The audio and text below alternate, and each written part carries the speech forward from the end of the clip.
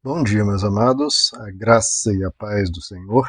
Eu sou o pastor Rômulo Pereira, da Igreja Batista Palavra da Graça, e hoje nós vamos estudar os Atos dos Apóstolos, capítulo 15, verso 6, que nos diz: Os apóstolos e os presbíteros se reuniram para considerar essa questão.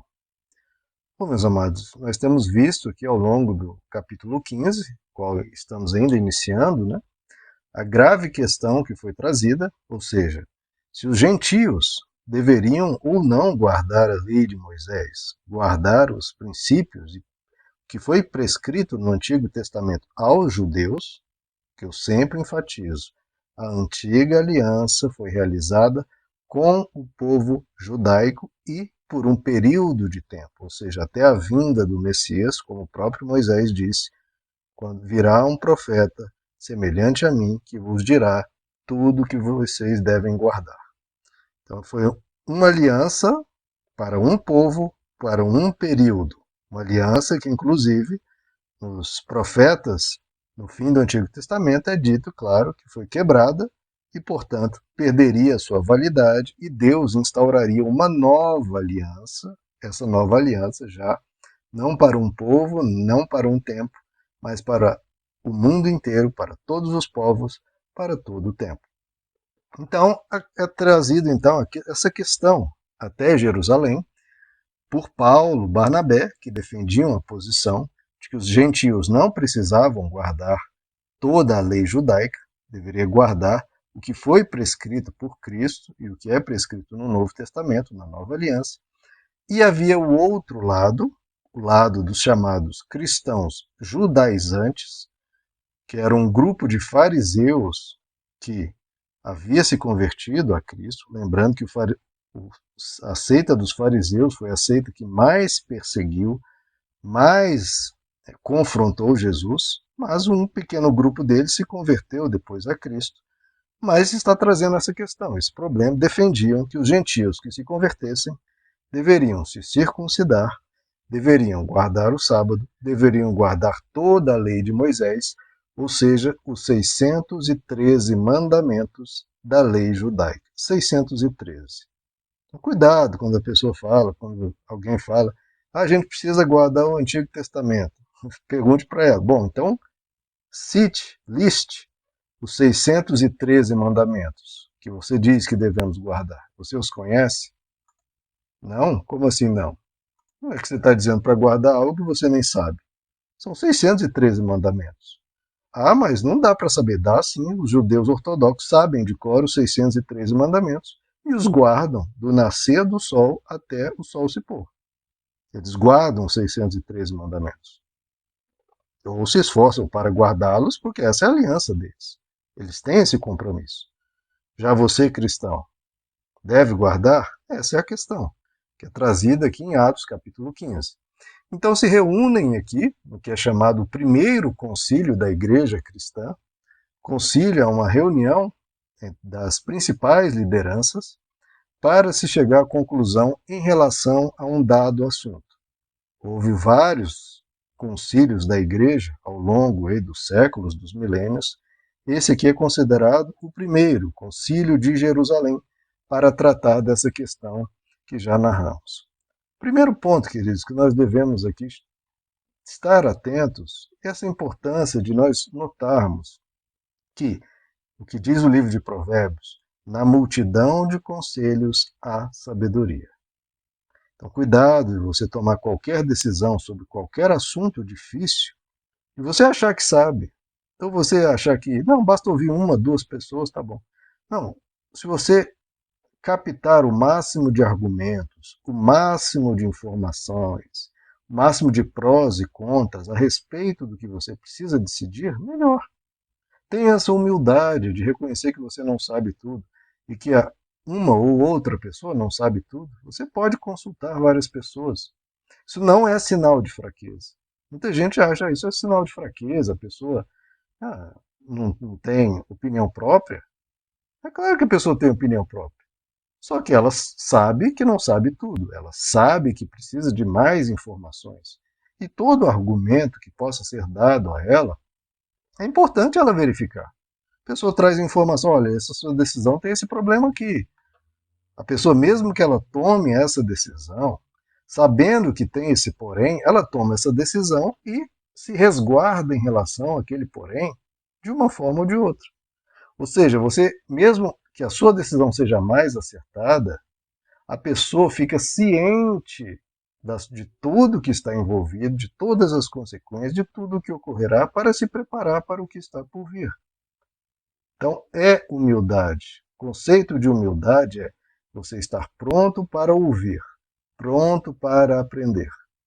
É claro que tem pessoas que realmente ficam buscando muitas opiniões porque ela está muito insegura.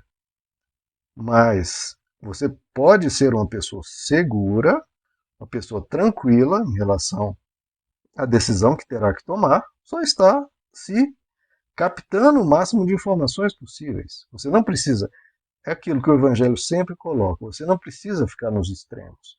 No extremo da insegurança, que fica querendo saber 1000 opiniões porque está muito inseguro, nem o outro extremo de uma pessoa autoconfiante demais, que já beira a soberba, a arrogância, que acha que sabe tudo e toma decisão pronto sem ouvir ninguém. Nós não precisamos desses extremos. Quase tudo, as pessoas hoje são muito bipolares. Ah, não, a pessoa é muito isso. Ou então o outro extremo, não, é muito aquilo. Então, ou a pessoa é muito dependente emocionalmente da outra, ou a pessoa é muito fria. Não, o melhor é, você não pode ser dependente emocional do outro. Aí se torna aquela pessoa fria, seca, sem apego. Então a gente não precisa ficar nesses extremos, que todo extremo é adoecedor. Todo extremo. Adote uma postura de bom senso, de ponderação, de equilíbrio, de moderação. Então, adote esse princípio.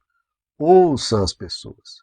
Porque veja só, queridos, os apóstolos tinham até uma justificativa para dizer que não precisavam ouvir ninguém. Espera aí, nós convivemos 3 anos e meio com Cristo.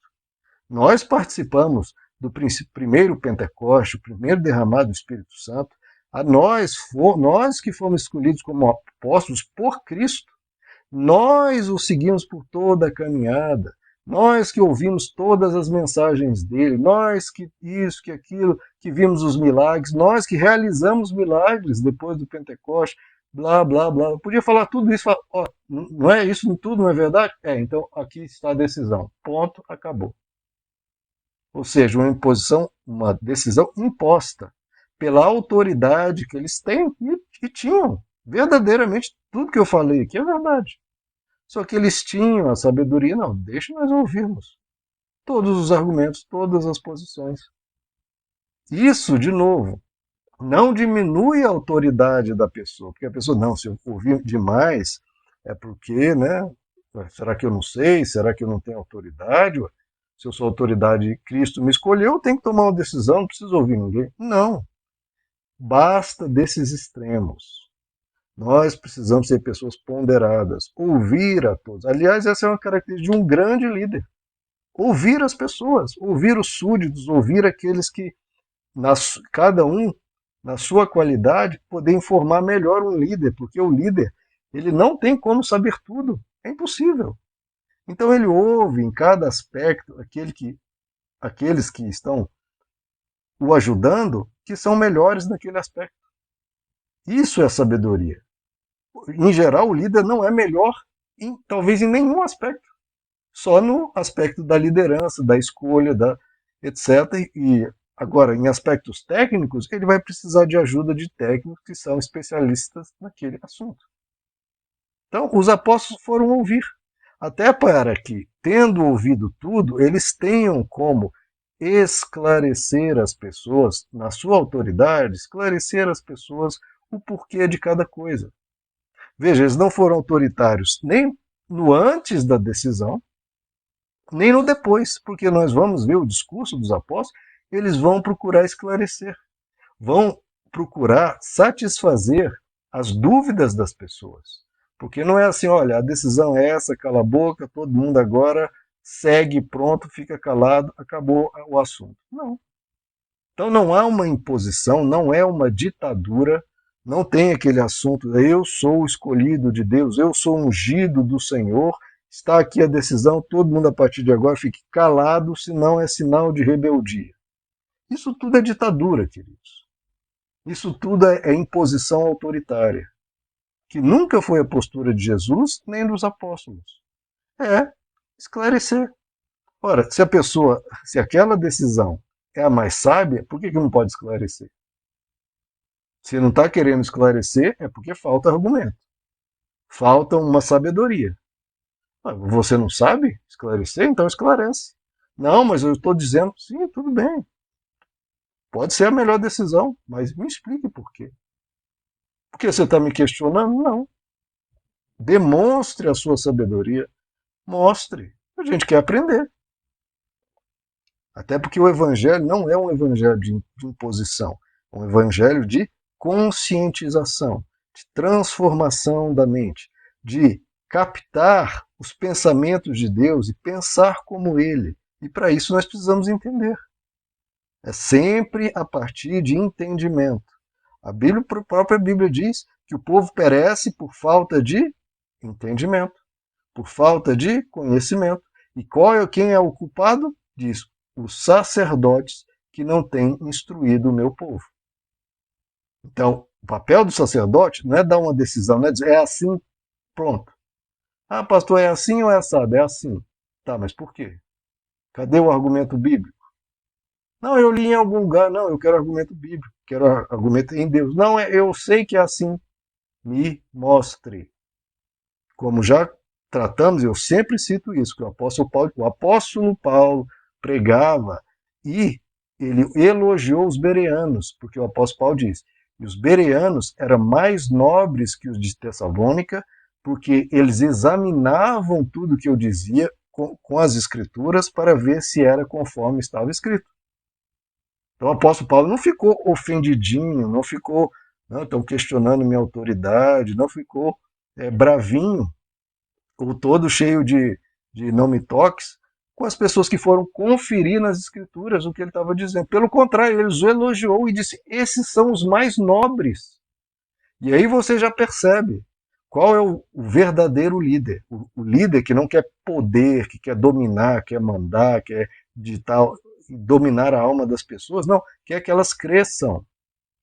Cresçam e aprendam. E ele também reconhece que pode estar errado. Se ele falou algo e um bereano lá, o apóstolo Paulo, aqui pela escritura, parece que essa parte aqui do que você disse, não o todo, porque 95% do que você disse está correto, estou dando só um exemplo, tá? Não aconteceu. Mas esses 5% aqui, apóstolo Paulo, que você disse, conforme a escritura, parece que não está de acordo. E o apóstolo Paulo ficaria honrado por isso, porque teve a chance de corrigir algo que ele continuaria acreditando e prejudicando a ele mesmo, porque se está acreditando em algo falso, está prejudicando a ele mesmo. E o pouparia de continuar passando adiante aquela informação equivocada. Então, o verdadeira pessoa que é humilde, ela se alegra quando alguém a corrige. Porque ele, poxa, que bom que você me salvou de continuar a ter esse erro na mente. E eu acabaria divulgando isso a mais outras pessoas. Então ele tem essa humildade de ouvir e quer que as pessoas confiram, quer que as pessoas verifiquem. E verifique, queridos. E se o eventual líder não gosta dessa verificação, há de se estranhar. Porque se o apóstolo Paulo não apenas gostava dessa verificação, como incentivava isso, então, ora, de novo, se é verdadeiro, por que não pode ser verificado? Toda verificação vai ser mais ainda comprobatória. Só vai juntar mais argumentos em favor daquilo. E os argumentos contrários vão todos caindo por terra, porque está sendo verificado e as pessoas estão conferindo e verificando. Então veja, de novo, a posição dos apóstolos não é ditatorial, não é impositiva, nem antes, né, já dando a decisão, nem depois, dando a decisão e essa e pronto, acabou. Não, eles explicam por quê. E ouvem os dois lados, ouvem todos os argumentos, isso é um concílio. Todos têm o direito de falar, ninguém vai ser silenciado, todos podem falar e tudo será levado em conta. Esse concílio nesse exemplo bonito similar a um conceito quase democrático de ouvir a todos, ocorreu no ano 51 depois de Cristo, né? Cerca de 20 anos depois da ressurreição de Jesus. Então, estamos aqui diante deles, desse concílio que se reuniu aqui agora, e vamos ver adiante, nos próximos estudos, o que foi decidido, o que foi esclarecido, o que foi debatido. Se você gostou, deixe o seu like, compartilhe, se inscreva. Meus queridos, que Deus os abençoe. A graça e a paz do